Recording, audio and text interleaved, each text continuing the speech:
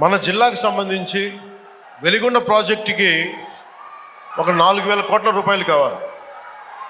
దాంట్లో మేజరు ఎవరైతే భూపరిహారానికి కావాలి. రాష్ట్రం మీద లక్షల కోట్ల అప్పులు తీసుకున్నారు, కానీ మనకు ఒక వెలిగొండ ప్రాజెక్ట్ తేలేకపోయారు. అలాగే గత ప్రభుత్వం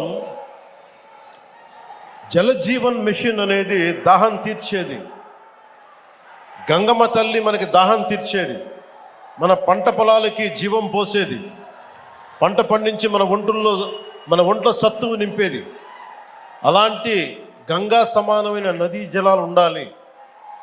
జలజీవం మనకి జలజీవం అనేది ప్రధానమంత్రి గారు చాలా గుండెల్లోకి ఎత్తుకొని భుజాల మీదకి ఎత్తుకున్న స్కీమ్ ఇది.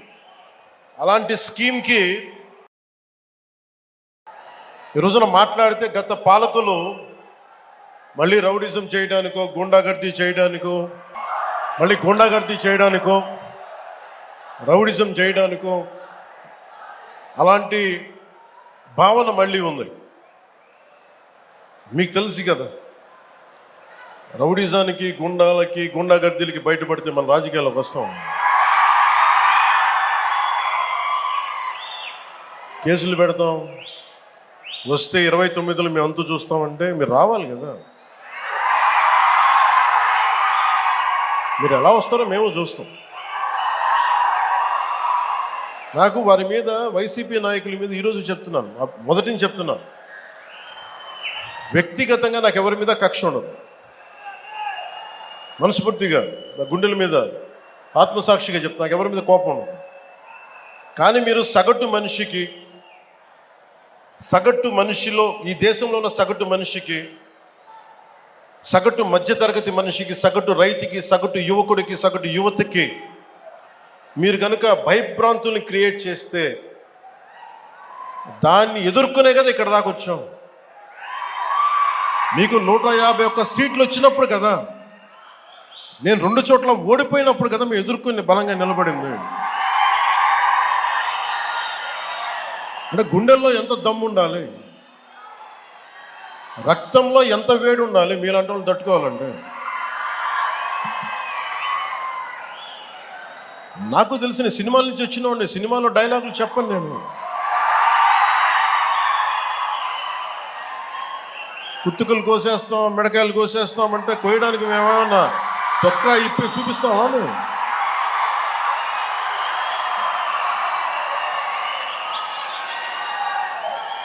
నేను సినిమాలో డైలాగులు చెప్పడానికి కూడా ఇబ్బంది పడతాను. సింహం గడ్డం గీసుకుంది, మేము గడ్డం గీసుకోలేదు.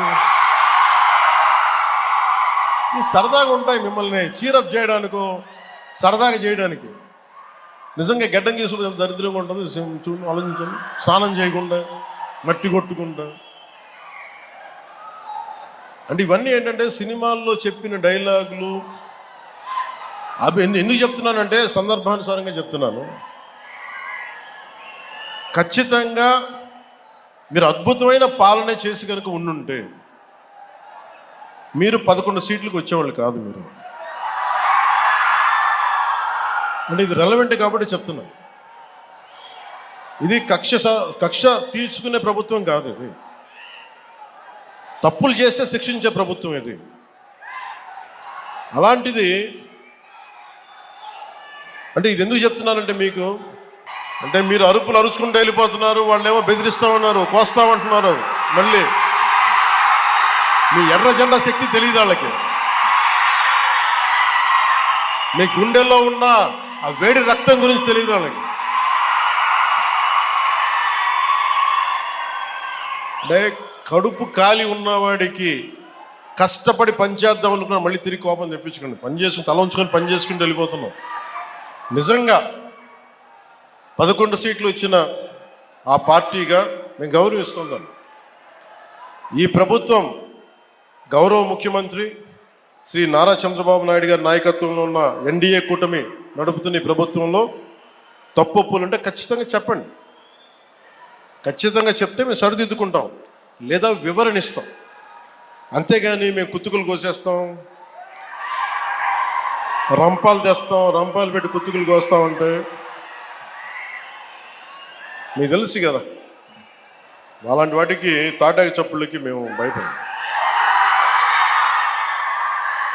సో జల్ జీవన్ మిషన్కి 2019 నుంచి 2024కి నరేంద్ర మోదీ గారి ఆధ్వర్యంలో నాయకత్వంలో ఉన్న కేంద్ర ప్రభుత్వం మన రాష్ట్రానికి 26,000 కోట్ల రూపాయలు శాంక్షన్ చేసింది, మనకి ఖర్చు పెట్టమని.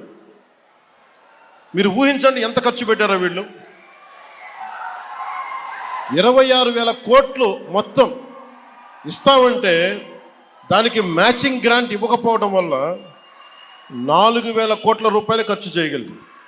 ఆ 4,000 కోట్ల రూపాయలు పోని కనీసం కొన్ని ఊళ్ళకి దాహం తీర్చారా అంటే అది కూడా తీయలే. ఆ 4,000 కోట్లకి పైపులు వేసుకున్నారు అంతే. పైపులు వేశారు. ఇప్పుడు పైపులు వేస్తే వాటర్ సోర్స్ చూపించాలి కదా. ఎక్కడి నుంచి నీళ్లు పట్టుకొస్తున్నావు, చెరువు నుంచా, కుంట నుంచా, ఎక్కడి నుంచి పట్టుకొస్తున్నావు అంటే అవి కూడా చేయలేదు. పైపులు వేసి కూర్చోబెట్టారు. ఎప్పుడు మనకి ఉపరితలం నుంచి మన సర్ఫేస్ వాటర్ ఎప్పుడు వస్తుందని. దీనివల్ల ఆ 4,000 కోట్లు కూడా చాలా వరకు వృధా అయిపోయింది. ఈ రోజున జేజేఎం మిషన్ ఆగిపోతుంది. ఈరోజు మనం కూటమి ప్రభుత్వం ఎందుకు ఇంత బలంగా ఉన్నామంటే మీరు మా మీద పెట్టిన నమ్మకానికి అన్నదమ్ములు, ఆడపడుచులు, యువత, పెద్దలు, పిన్నలు, రైతాంగం, మధ్యతరగతి అందరూ నమ్మి ఓటేస్తే జల్ జీవన్ మిషన్ పథకాన్ని మేము ఆపేస్తున్నాం అని కేంద్ర ప్రభుత్వం చెప్పారు. మాకు కంటిన్యూ చేయాలని లేదు మాకు. ఎందుకంటే నీళ్ళు ఇవ్వడం అనేది స్టేట్ సబ్జెక్ట్. ఇది ఇన్ని రాష్ట్రాల మీద మాకు భారం అయిపోతుంది, మేము ఇవ్వలేమంటే ముందు నేను వెళ్ళి బిఆర్ పాటిల్ గారిని కలిసి, జలశక్తి మినిస్టర్, కేంద్ర మంత్రివర్యులు వారిని కలిసి వివరించాను. సార్, గత ప్రభుత్వంలో 26,000 కోట్లు మీరు ఇస్తే మేము 4,000 కోట్ల గత ప్రభుత్వం ఖర్చు పెట్టింది. అది కూడా ఇంత అవకతవకలుగా.